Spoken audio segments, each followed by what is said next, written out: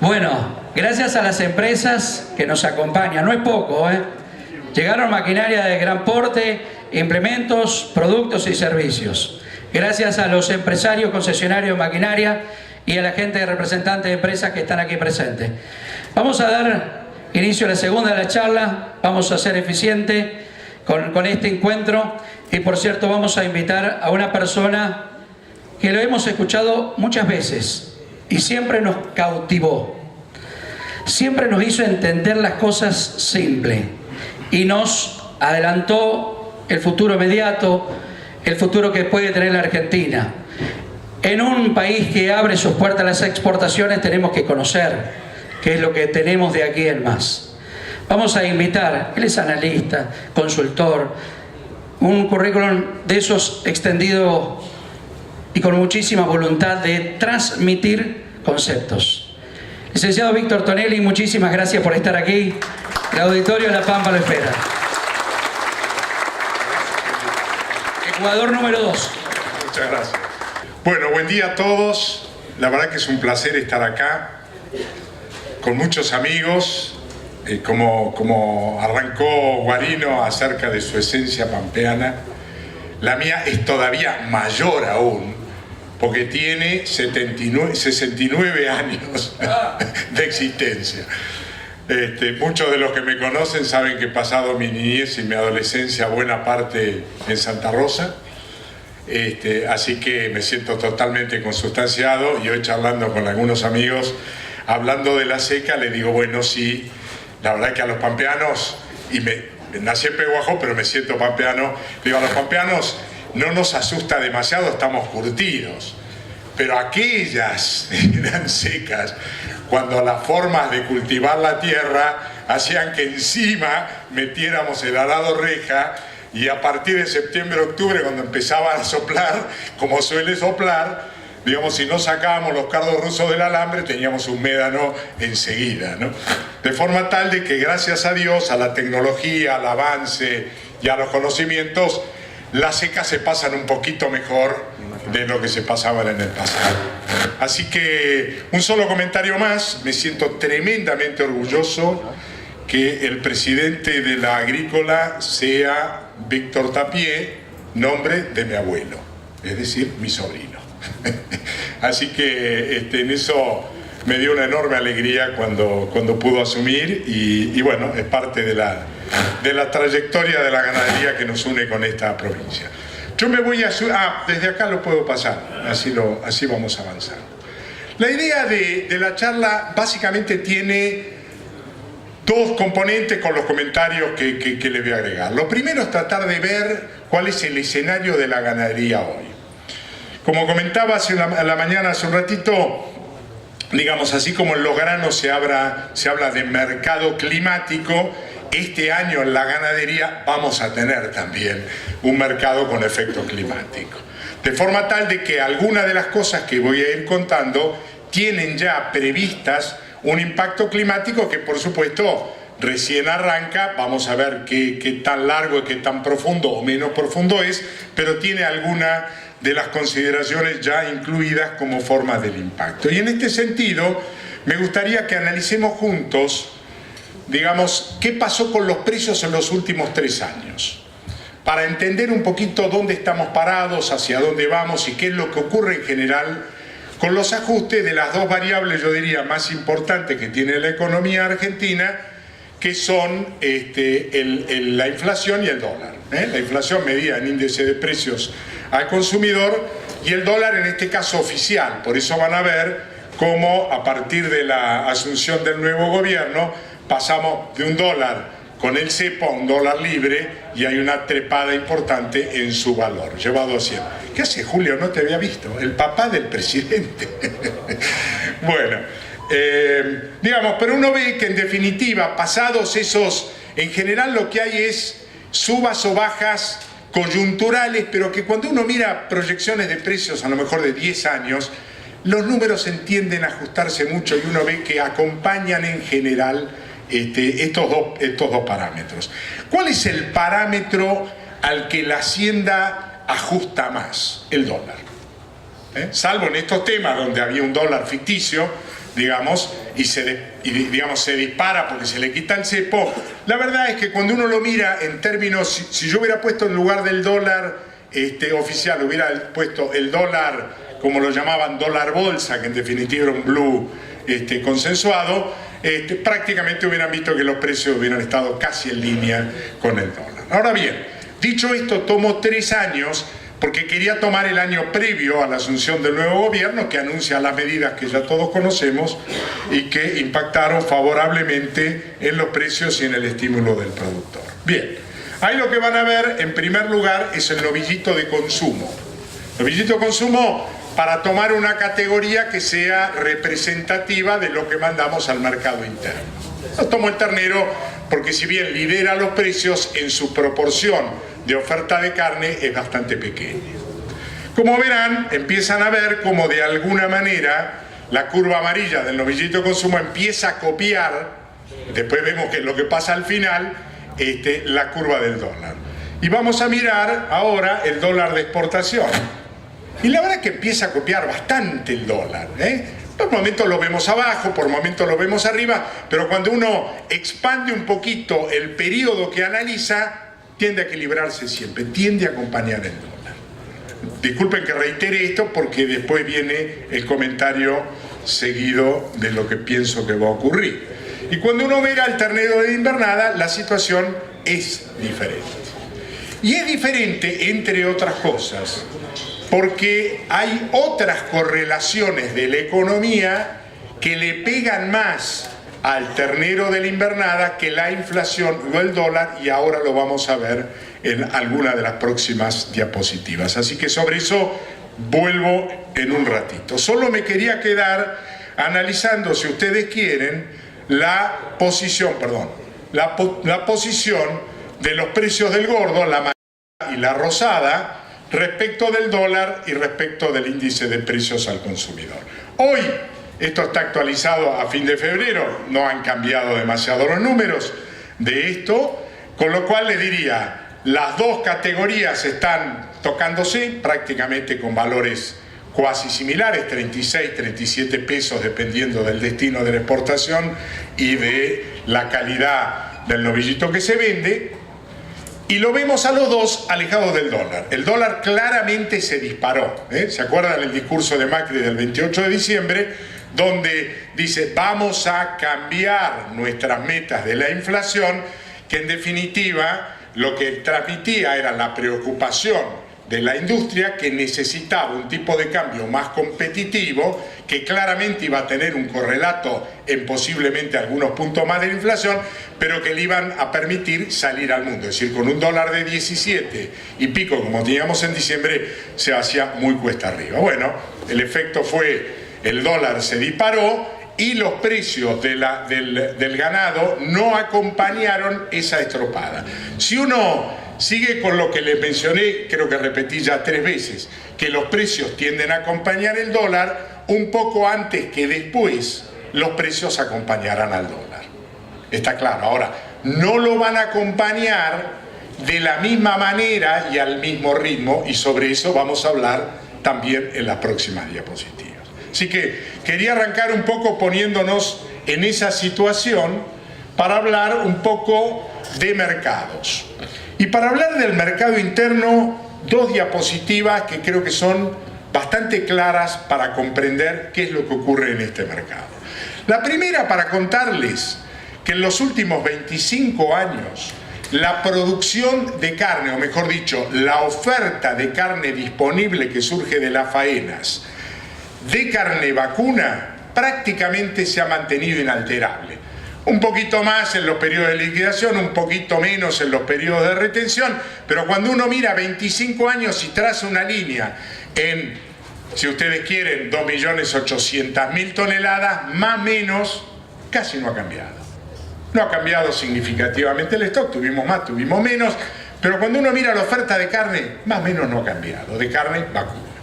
Ahora, no ocurre lo mismo con las otras carnes. Cuando uno empieza a mirar la amarilla, que es el pollo, y le agrega el cerdo, que es la rosadita, y ahora sí ya mira las columnas totales, en 25 años pasamos de haber producido 3.500.000 toneladas de carne vacuna equivalente res a casi 6 millones. Y los casi 2,5 millones o casi 2.800.000 de crecimiento se dieron en las otras carnes. ¿Y esto a cuenta de qué viene? A cuenta de esto. Mire, cuando uno esa producción le resta las exportaciones y de lo que queda y envía al mercado interno lo divide por la cantidad de personas que habitan en la Argentina, llega a la cuenta de cuántos kilos de carne vacuna en definitiva van al mercado interno de carne vacuna por habitante y por año. Y esa es la cuenta, Hace 25 años estábamos en 70 y pico de kilos por habitante y por año, y este año vamos a estar en torno de los 60. De nuevo, un poquito de valles, un poquito de montañas, pero cuando uno tira la línea, perdimos 10, 12, 13, 14 kilos de consumo de carne vacuna por habitante y por año, porque la producción era la misma, las exportaciones fluyen para arriba y para abajo, pero cada vez somos más, con lo cual cae el consumo de carne vacuna. Pero cuando le agregamos los otros consumos, casi 44 kilos de carne aviar hoy, 12 en el pasado, 3 a 5 en el porcino y hoy ya tocando los 15, uno encuentra que este año ya vamos a tocar los 120 kilos sin incluir ovino, caprino y alguna otra especie que no se nos escapa. Con lo cual hoy el consumo de carne disponible en la Argentina supera los 120 kilos por habitante por año, que es ni más ni menos que 3 veces más que el promedio mundial de consumo de carne vacuna. Comemos 3 veces, de carne, gracias. Digamos, 3 veces más que el promedio mundial. Y la pregunta que uno se debe hacer en este momento es, ¿cuánto más carnes podemos consumir los argentinos? 120 kilos, 43 millones y medio de argentinos. Desde el bebé que nació ayer hasta el señor que le dijo el médico, por favor, pare con la carne. 120. ¿Es posible comer mucho más? La verdad que a mí, en mi capacidad de discernimiento, no me entra. Entonces llego a este punto y digo, ¿podemos seguir produciendo ternero, ternera, vaquillona y novillito con destino al mercado interno y pensar que vamos a producir más y nos va a seguir yendo bien? No me cierra, muchachos. No me cierra.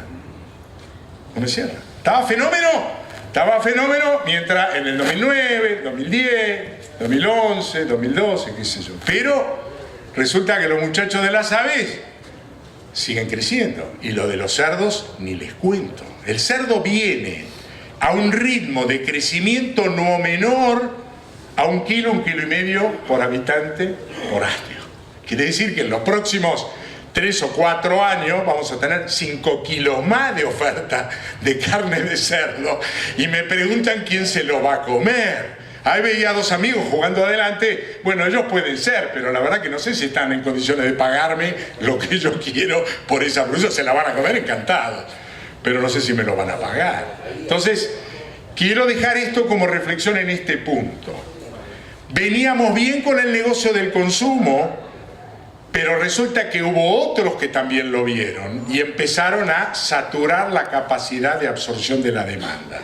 Y de ahora en más, ya la pelea no va a ser tan sencilla, porque encima a las aves y al cerdo les bajaron el IVA del 21 al 10,5, con lo cual, más allá de las evasiones, desde el punto de vista del precio del consumidor, van a llegar más baratos al consumidor. O sea que encima van a tener competitividad de precios. No digo de costo ni de margen, digo de precios. Así que tomen en cuenta esto respecto de lo que voy a mencionar después del futuro. Cuando uno mira además qué está ocurriendo con las existencias en el feedlot, y ahora es para hablar un poquito más del corto, pero de la tendencia, uno en el feedlot encuentra esa primera especie de Himalaya en Colorado que nos muestra la cantidad de animales encerrados mes a mes en los feedlot declarados como tales en el SENASA. Ustedes saben que hay corrales declarados y corrales no declarados. No tengo la menor idea de cuántos son los corrales no declarados. Aníbal, ¿vos sabés? No, porque al no estar declarado, pero capaz que estación, grano, etc. Las existencias de lo que se declara, los corrales que en la jerga llamamos profesionales, por decirlo de alguna manera, los declarados en el SENASA. Y eso nos mostraba, la roja nos muestra el periodo en que los subsidios hicieron su agosto. Es decir, 2008, 2009 y parte del 2010 hasta que se termina. Y por eso, digamos, cuando arrancan los subsidios pasamos de 1.100.000 cabezas declaradas en el SENASA como encerradas en forma instantánea en cada uno de los meses a 2.100.000. Bueno, yo tiendo a decir siempre lo mismo. Yo no sé si 200, 300, 400, 500.000 cabezas de la declarada no estaban en el corral. Y si no, les tiro un nombre que tal vez les resulte conocido. ¿Se acuerdan de Chegaray? ¿Algún otro debe haber? No, acá, por supuesto. Los pampeanos no hacemos esas cosas. Pero no, bueno, no sea tan malo. Es tremendo, es tremendo. Justo coincidió con la seca más. Coincidió, sí, sí, por supuesto. Por supuesto. Por eso digo, no le resto todo, le resto 300 o 400. No todo, porque claramente coincidió. Además, francamente, en el 2009 vos comprabas un ternero de 100 pesos y te daban 50 cuando se sumó maíz y soja al subsidio. Bueno, pero esto son ternero, ternera, novillito y vaquillona. Esto es animales con destino exclusivo al mercado interno. Entonces sumo y digo, estoy en niveles de oferta de 120 kilos y tengo además niveles de encierre récords. ¿Cómo creen que va a ser el precio del animal con destino al consumo interno en los próximos meses? Ni se lo digo porque a mí me dicen el optimista, pero esta no es una buena noticia. Es simplemente un baño de realidad para comprender qué es lo que está pasando en el mercado. Muy bien. Vamos a ver otro tema. En el mientras tanto, en el mundo se negocian más de 10 millones de toneladas de carne vacuna por año. Gran número, pelito más, pelito menos. De esos 10 millones de toneladas, adicionalmente se negocia carne de ave y carne de cerdo. ¿Qué pasó con los precios en los últimos 10 años medidos en un número índice partiendo de base 100 enero del 2007, esto es 10 años atrás? Y yo miro qué pasó con la evolución del precio del pollo y digo, la verdad que el precio del pollo con sus picos y sus valles, en general esos crecimientos que uno ve en los precios de las carnes también se dan en los otros commodities, petróleo, granos, tienen que ver con la economía mundial, ¿no es cierto? Y el valor de los commodities. Pero al final el pollo quedó más o menos 20% por encima del precio que tenía 10 años atrás. Bueno o malo, la verdad que no está tan mal. Son valores índices, por lo tanto, no son precios constantes deflacionados del dólar, pero se parecen bastante. Muy bien. Ahora miramos el cerdo, que es la otra carne fuerte, digamos que compite con el pollo casi par y paso en el consumo mundial, más o menos son 40 y 40 y 20 de carne vacuna, muy poquito de ovino. Y al final de la película termina peleando el empate, casi igual que como arrancó, un poquito más arriba. ¿Y eso qué nos indica? Y básicamente que oferta y demanda están en equilibrio. Que ni falta ni sobra, porque si sobrara hubiera estado por debajo y si faltara estaría por arriba, está claro. Y un adicional, es la única carne que China no compra en el mercado internacional. Y ya mencioné China. Después vamos a hablar bastante. Es la única, ¿por qué? Porque es autosuficiente. Por eso no compra tanto harina de soja, entre otras cosas. O sea, algo no compra para hacer esto. Ahora, cuando uno mira en ese mismo panorama de 10 años cómo evolucionó la carne vacuna, se encuentra con esto. 80% arriba que hace 10 años atrás. Más allá del pico y la baja, que vuelvo a insistir, se dan las otras por una cuestión digamos así, de economía mundial. O sea, cuando uno mira este número, la primera reflexión que debería hacer es un mercado en donde la demanda está insatisfecha. La oferta no alcanza a abastecer lo que la demanda quiere comprar. Y por eso el factor de ajuste es el precio. Siempre es así, ¿eh? Si hay tres productos a vender y vienen 4 compradores, el primero lo vendo al precio de lista, el segundo veo si lo negocio, el tercero lo subo al precio porque hay 2 tipos que lo quieren, a ver quién se lo lleva al mayor premio. Imaginemos que es un remate y no una especulación inflacionaria, pero digamos, esto es lo que ocurre. O sea, esto ya nos cuenta, a diferencia del mercado interno, de que acá tenemos una demanda internacional insatisfecha. Y por el momento no aparecen límites de dónde estaría parada la demanda genuina si hubiera producto para abastecer. No lo sé, pero 80% la verdad que es un número fenomenal. Ahora vayamos a lo que ocurre en la Argentina. Para poder exportar, nosotros tenemos 2 categorías, básicamente 2 categorías. La vaca, para la cual no me preparo para producir vacas para faenar, sino que es resultado del subproducto de la actividad de la cría, digamos, y el novillo, para el que sí me tengo que preparar porque es la materia prima, no solamente que alcanza todos los mercados, sino que es la que más vale y es la que me da, de alguna manera, el prestigio y la bandera para poder ingresar a los mercados. De la vaca no queda más que decir que hoy no hay una estadística precisa, pero podemos decir que como mínimo 3/4 partes de la carne de vaca que se faena tiene destino de exportación. 100% no, hay algunos asados que quedan, algunos vacíos que quedan, alguna otra cosita que queda, pero digamos, cuando miramos las faenas, más o menos 3/4 partes de la vaca tiene destino de exportación. Por lo tanto, uno podría decir que buena parte del crecimiento de la exportación está dado por la faena de vaca. ¿Qué va a pasar o qué está pasando con el novillo? Que es la materia prima para exportar y crecer. Esto. Acá lo que ven es la evolución del stock general de todas las categorías. Teníamos allá en 2005-2007 58 millones de cabezas, perdimos 10, ¿se acuerdan? De esto hemos hablado tantas veces. Ya tocamos los 48, más o menos, en marzo del 2011, que es cuando se mide por SENASA la evolución de los stocks, y recuperamos a la fecha, ahí hay un estimado, yo calculo que más o menos puede haber 300, 500 mil cabezas más que el año pasado, pero es así, todavía no hay datos, ¿cierto? Lo conoceremos en algún momento de abril sobre la base de los datos del SENASA, pero como quiera que sea, uno podría decir en grandes cifras que ya recuperamos algo más de la mitad del stock que perdimos durante esos años fatídicos. Teníamos 58, bajamos a 48 y hoy vamos a estar bordeando los 53,5, 54, más o menos.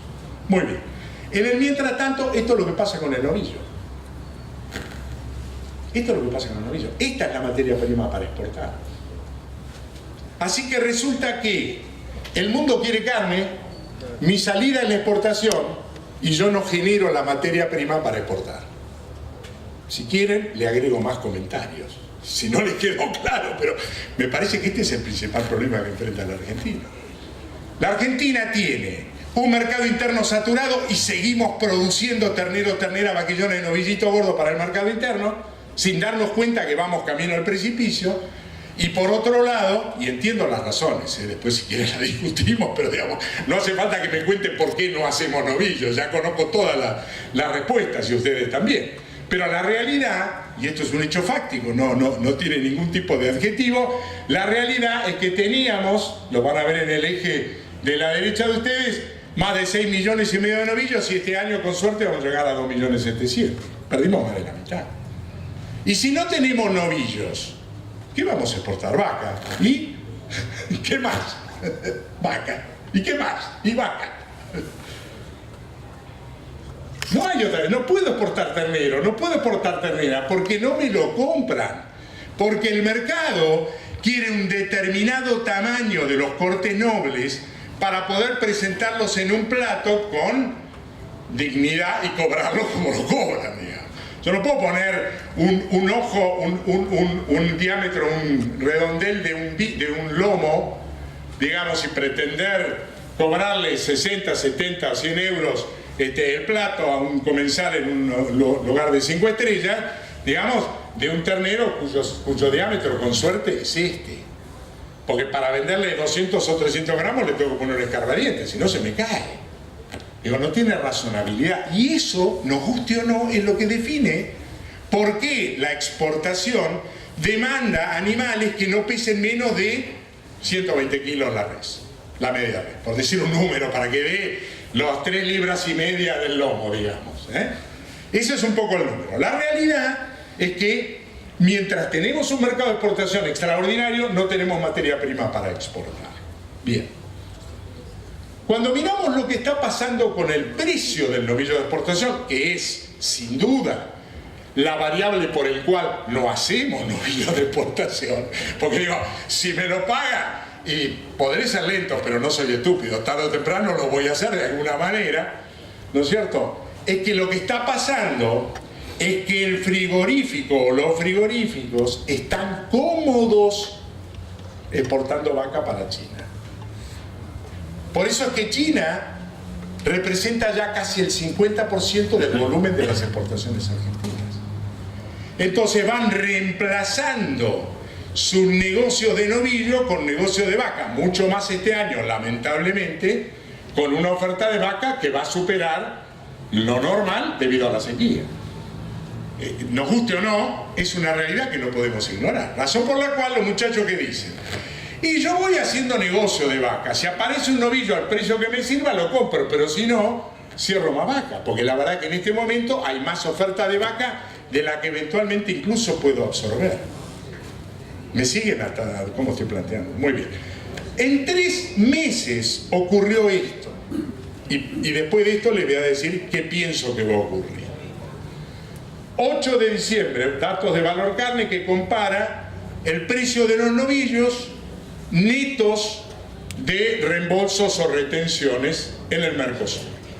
Y el 8 de diciembre teníamos por lejos el novillo más caro de la región, aún con reembolsos. El reembolso es el dinero que le subsidia el gobierno a los exportadores, que hoy es de 5,8% por dólar FOB exportado, para mejorarle el tipo de cambio y hacerlo más competitivo.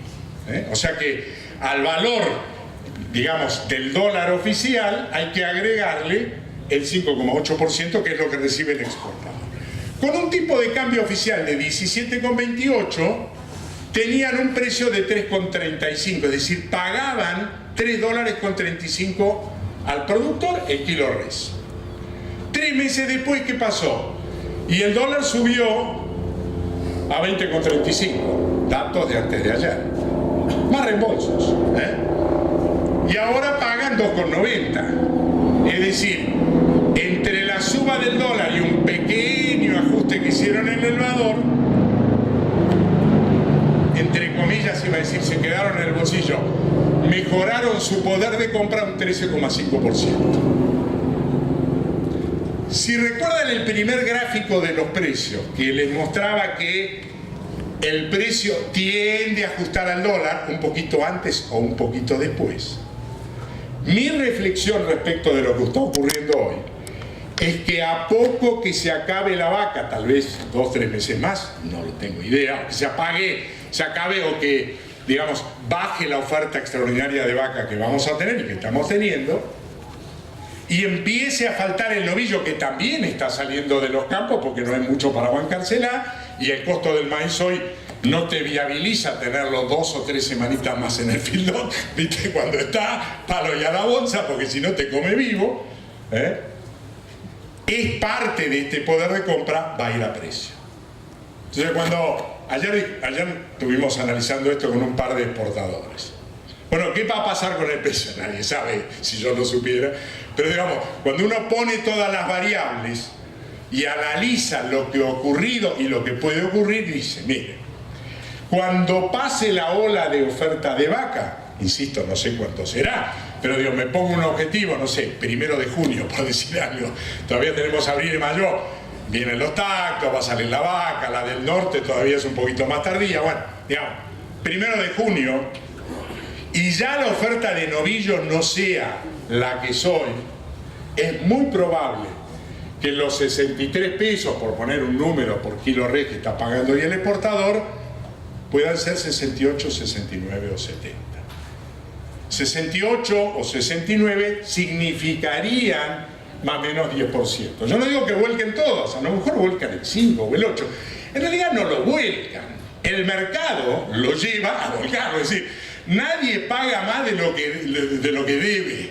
Si pueden comprar a 60, te van a comprar a 60 por más que le vayas a llorar. Pero cuando no haya y la demanda se encuentre insatisfecha, claramente hay una diferencia que está en el bolsillo que la van a volcar. Por eso, digamos, resumiendo un poquito mercados y precios y coyuntura, les diría: para la vaca no tengo ninguna buena noticia. Yo sé que este es básicamente una provincia criadora, además de invernadora y recreadora.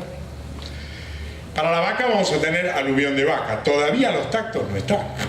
Están los tactos cabeza, esos 100% de preñez, digamos. Son preñeces de octubre y noviembre, cuando salíamos de la inundación había pasto, digamos. Primaveral, impecable. Pero los tactos de los servicios de diciembre y enero todavía no están. Así que, no sé, Arturo, ¿cuándo hiciste algún tacto? Ya no. No. Ah, perdón, Arturo de la Mata, te confundí, discúlpame. No está por ahí, no, bueno, no importa. Pensé que estaba. O Julito, no sé si alguno ha hecho un tacto. Los tactos de ahora vienen bien. Ahora los tactos de diciembre y enero los veremos fin de marzo, los veremos en abril, y ahí va a venir la aluvión de vaca. Entonces, abril, mayo, mínimo, mucha vaca en oferta, precio a la baja. Mercado interno, a diferencia de otros años, salvo alguna categoría puntual que puede ser ternero o ternera especial para, no sé, los barrios de mayor poder adquisitivo, todo el resto con tendencia a la baja o mantenimiento o con tendencia a la baja. Y la única categoría, al menos en el corto plazo, que tiene chances y tiene argumentos para subir, claramente es la categoría de novillo de exportación. Bien, eso es para el corto.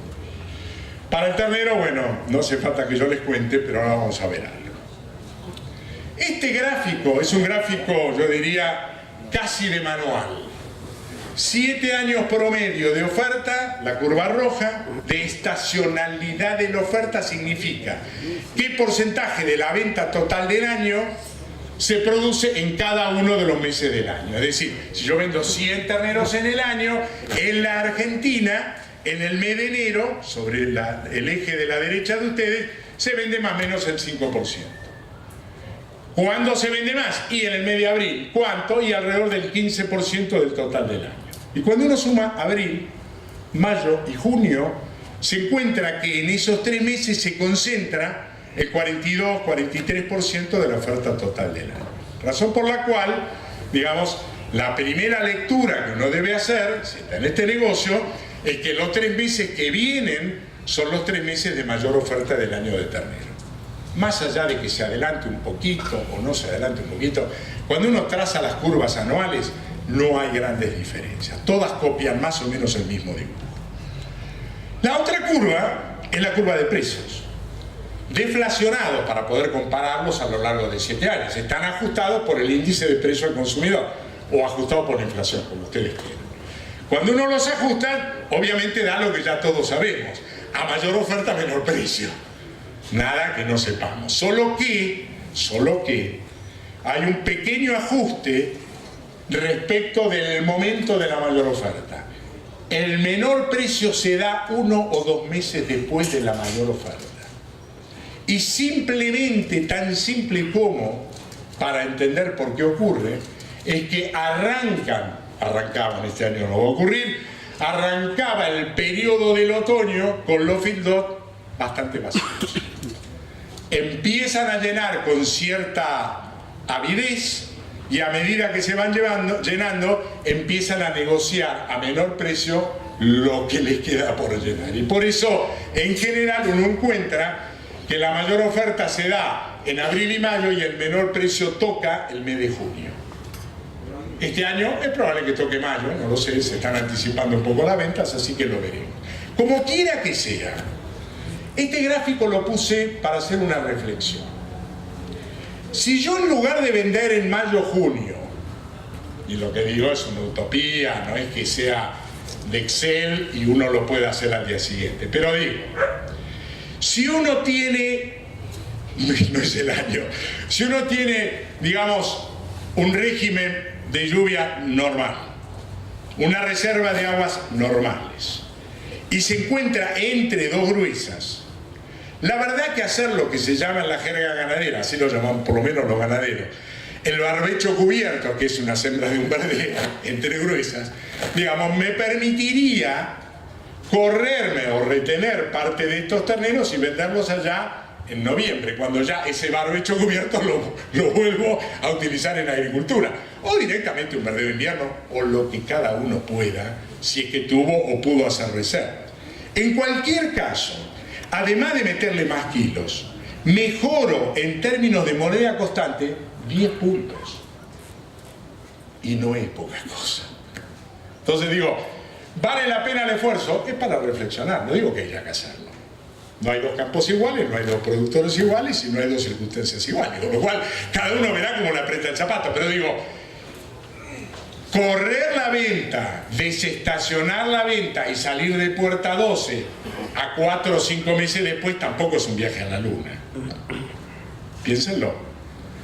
En el futuro mediato, tal vez no inmediato, a poco que efectivamente el novillo de exportación sea la locomotora de los precios, las recrías, incluso un poquito más largas, porque después enfrento la oferta de pasto de primavera y verano, bueno, a lo mejor en vez de venderlo en noviembre, lo termino vendiendo antes del próximo invierno con 50, 60, 70 kilos más. Entonces me acerco a los 300 kilos, que es lo que quiere el exportador para encerrarlo y meterle los últimos 150 en el corral. Para pensar. Ahora bien, ¿cuáles son las variables que hoy les mencionaba que más allá del dólar afectan el negocio de la invernada o de la terminación? Ya no estoy hablando de la cría. Uno es la relación que hay entre el precio del maíz y el precio del gordo que vendo. Acá lo que van a ver en este gráfico es lo siguiente. Miren en el eje de la izquierda de ustedes, que dice 8, 10, 12, 14, 16, 18, 20, bla, bla, bla, es la cantidad de kilos de maíz que puedo comprar cuando vendo un kilo de gordo. En definitiva, es la división entre lo que me pagan por kilo de gordo de exportación y lo que vale el maíz precio Rosario. ¿Por qué digo precio Rosario? Y porque el flete cambia campo por campo, con lo cual, para poner un parámetro de medición es precio Rosario. Si estoy a 500 kilómetros de Rosario o de Bahía Blanca o de un puerto de exportación, claramente tengo que deducir a tranquera de campo los costos que tengo para que me quede el valor neto. Es mucho menor, pero acá lo tomo sobre el Rosario.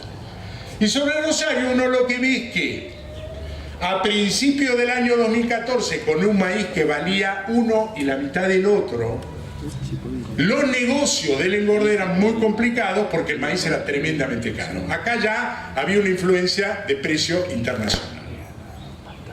Igual, siempre piensen que esto es una correlación entre dos variables, precio del gordo y precio del maíz. Si el precio del gordo sube y el maíz no, me mejora la relación, y a la inversa.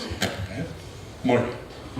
Tuvimos un periodo fenomenal que se dio desde mediados del 2014 hasta finales del 2015 casi, en donde el precio del maíz se derrumbó, el precio del gordo no era malo en términos relativos, y la verdad es que podíamos comprar casi 20 kilos de maíz cuando vendía un kilo de gordo. Todos saben, más o menos, la cantidad de maíz que hace falta para producir un kilo de carne, con lo cual estábamos a más del doble, digamos, y el negocio visto de otra manera, el costo de alimentación era muy barato.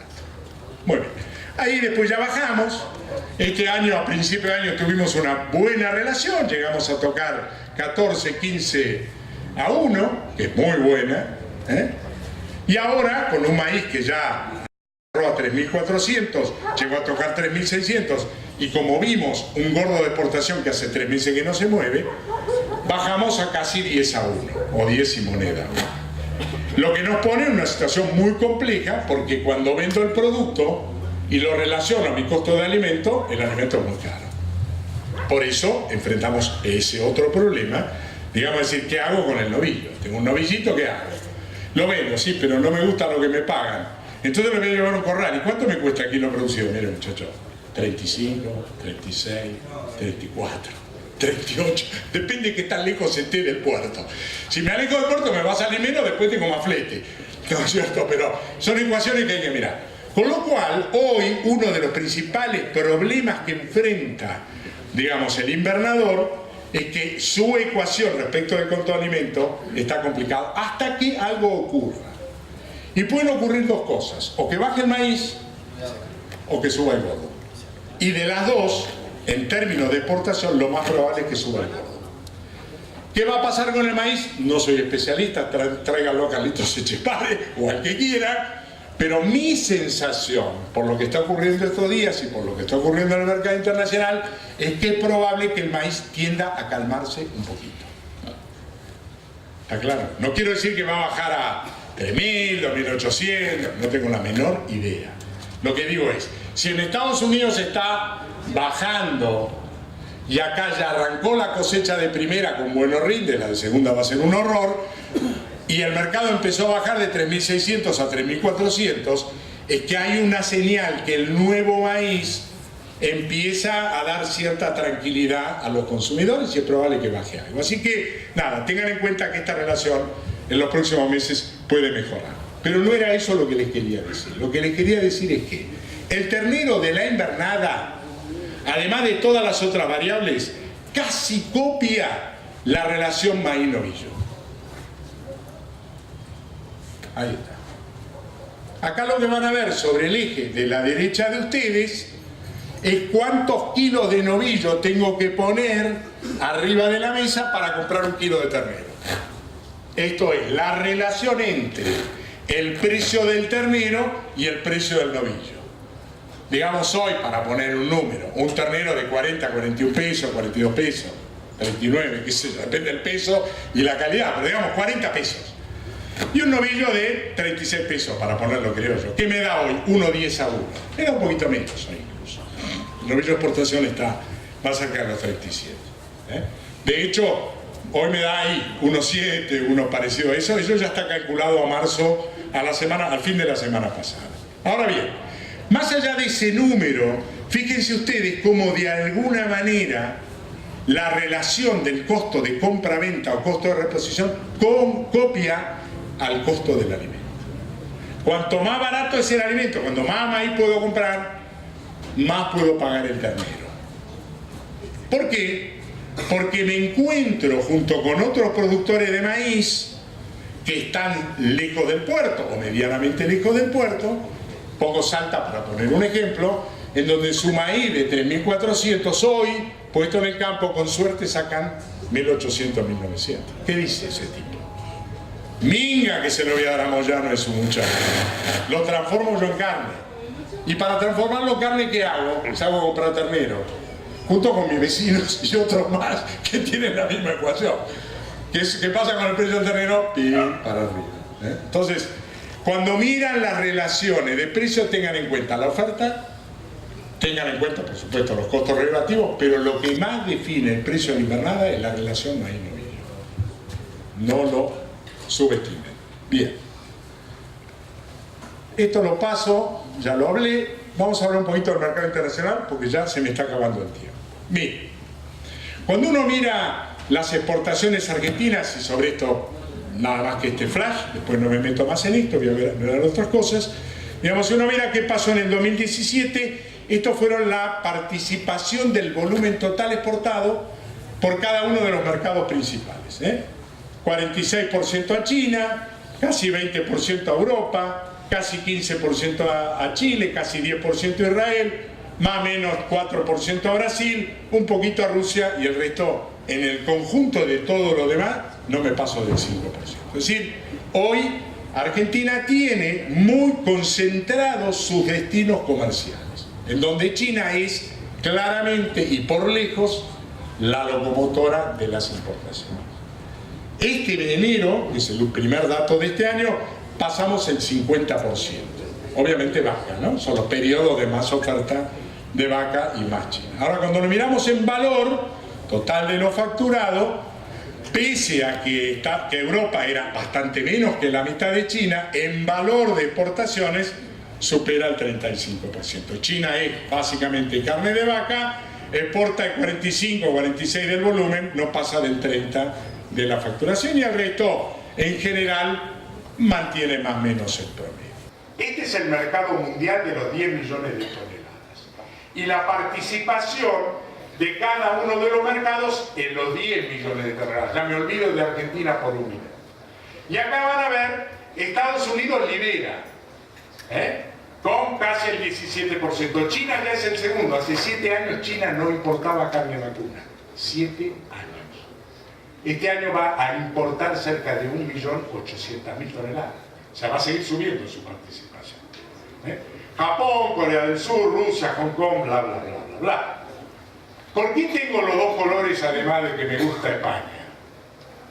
Porque los amarillos son los mercados donde Argentina no tiene acceso.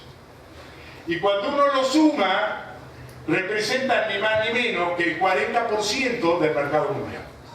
O sea que Argentina exporta lo que exporta al 60% de los mercados. Y no en todos ellos toda la cantidad de productos que esos países importan. Por ejemplo, estos días se ha hablado mucho del protocolo China, de carne con hueso, de carne enfriada, que es algo que se anunció, que está debatido, que falta el anexo, que no falta el anexo. La verdad, estoy tranquilo, lo van a hacer bien, no me preocupa. Pero sí que de los 5 protocolos vinculados a la carne vacuna, solo hoy vendemos uno, que es carne congelada sin hueso. No vendemos carne congelada con hueso, no vendemos carne enfriada con y sin hueso, y no vendemos menudencia. Es decir, estoy en China, pero estoy con un pedacito de todo lo que los tipos importan. Me falta además entrar en eso. Muy bien.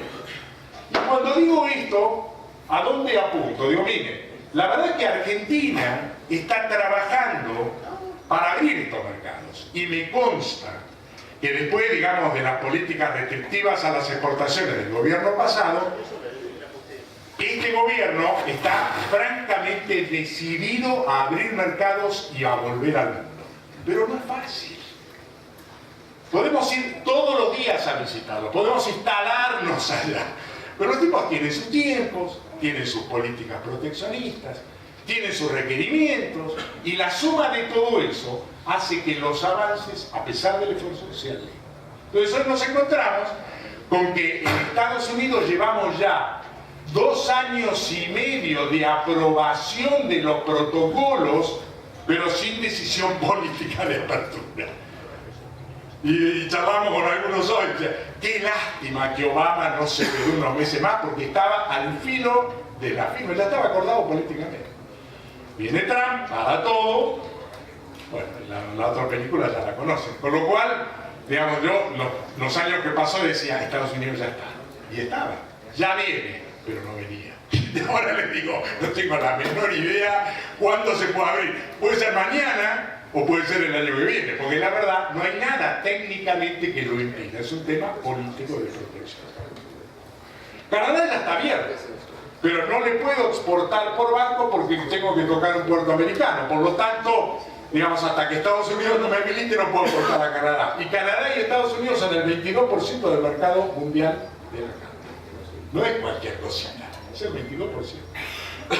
Y todo por el capricho o la decisión política del gobierno. TLC, Tratado de Libre Comercio Mercosur-Europa. También habrán leído los diarios todas estas últimas semanas que se está negociando, obviamente, un acuerdo integral que incluye desde textiles, autos, carnes y lo que se les pueda ocurrir, servicios. No está fácil, desde el punto de vista de nuestro negocio en particular, la oferta de Europa, y parecería que ahí va a quedar, no sé, más o menos algún kilo, es de más o menos 100.000 toneladas de carne equivalente res para Mercosur, para los 4 países del Mercosur.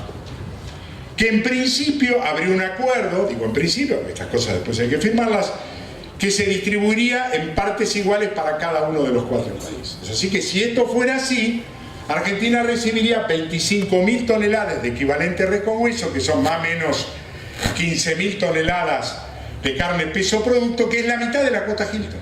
O sea, podríamos tener otra cuota Hilton más, con una ventaja. La cuota Hilton paga 20% de aranceles, más 20% de aranceles, y esta pagaría entre 0 y 5, o 0 y 7. Es decir, sería una cuota Hilton mucho más barata, si usted quiere, de mucho más precio. ¿Es poco o es mucho? Es un montón. ¿Por qué? Porque hay que hacerla con novillos. ¿Hay novillos? No. ¿Saben cuántos novillos se necesitan para cumplir la cuota Hilton? 1.600.000. ¿Cuánto le dije que había? 2.700.000. De los cuales no todos están trazados para exportación, ni todos cumplen un mínimo de calidad requerida. Con lo cual le digo, llegamos para la Hilton y para las otras 15 y no hay. Y si no los hacemos, ¿qué va a pasar? Cri. Ahora, si aparece y hay demanda y es negocio, ¿qué va a pasar con el precio del novillo?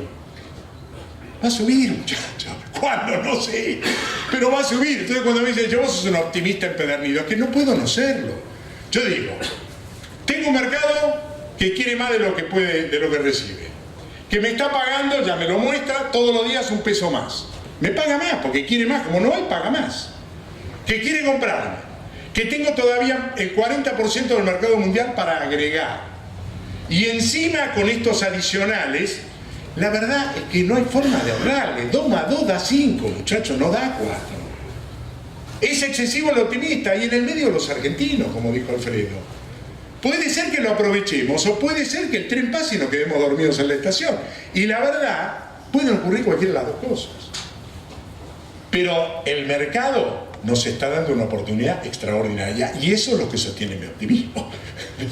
Ahora, vos me decís, ¿vos creés que vamos a ser tan piola para capitalizar todo? Y ahí digo, ordenémonos como mínimo. Bien, una más y termino.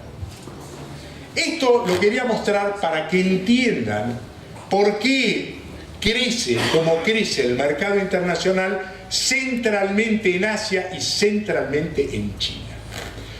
Este es un cuadrito con muchos números, se lo voy a resumir en 4 o 5. Pero ¿qué nos dice? Es el estudio de la Organización para el Desarrollo Económico, la OECD, que es la principal organización que realiza prospecciones estadísticas en el mundo y representa los intereses de los países desarrollados. Y nos decía que en el 2009, sobre un total de más o menos 7.000 millones de habitantes, cerca de 1.850.000 tenían poder económico conocido como clase media. Clase media. ¿Qué es clase media? Una persona que ya superó sus necesidades básicas y que tiene algún pesito más para cambiar el televisor, la heladera o comerse un bife. Lo que sea, digamos, ¿no es cierto? Pero mejoró su estándar de necesidades básicas. De los cuales el 50% o más se encontraba en Europa y en Estados Unidos. Para el 2020, esto es para dentro de 2 años y un poquito, estos muchachos nos cuentan que están esperando que la clase media mundial suba a 3.200.000. La población mundial será de 7,5 millones, digamos. O sea, lo que crece exponencialmente es el poder adquisitivo de los habitantes del mundo. Pasan de necesidades básicas a clase media. ¿Y dónde? Miren, acá. Asia-Pacífico pasa de ser el 28% de la clase media del mundo a ser el 54%. Fíjense, 525 millones, la cifra de al lado, 1.740.000. Todo el crecimiento de la clase media se da en Asia. Que uno es, te diría, para resumirlo, es básicamente China. Y 10 años más tarde, esto es dentro de 12 años, pasado mañana, vamos a ser casi 5 millones de habitantes en el mundo de clase media. ¿Y dónde van a estar? 2/3 va a estar en Asia. Por eso cuando uno habla del optimismo, del mercado, de las oportunidades, no está pensando en la sequía, que lamentablemente no viene dada y con esa podemos convivir, No está pensando en que este gobierno sea mejor o peor que el otro. No está pensando en el tipo de cambio. Está mirando las oportunidades del principal demandante de carne vacuna del mundo. Si seguimos pensando que todo nuestro negocio empieza y termina en el mercado interno, creo que estamos equivocados en la visión, por lo menos para el mediano y largo plazo.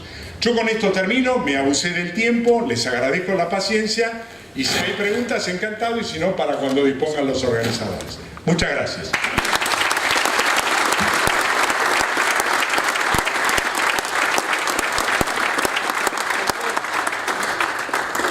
Creí que yo tenía información, ¿cierto, Alfredo? Bueno, qué bueno, qué nivel, ¿no?, en esta jornada. Y la verdad que para nosotros es un halago.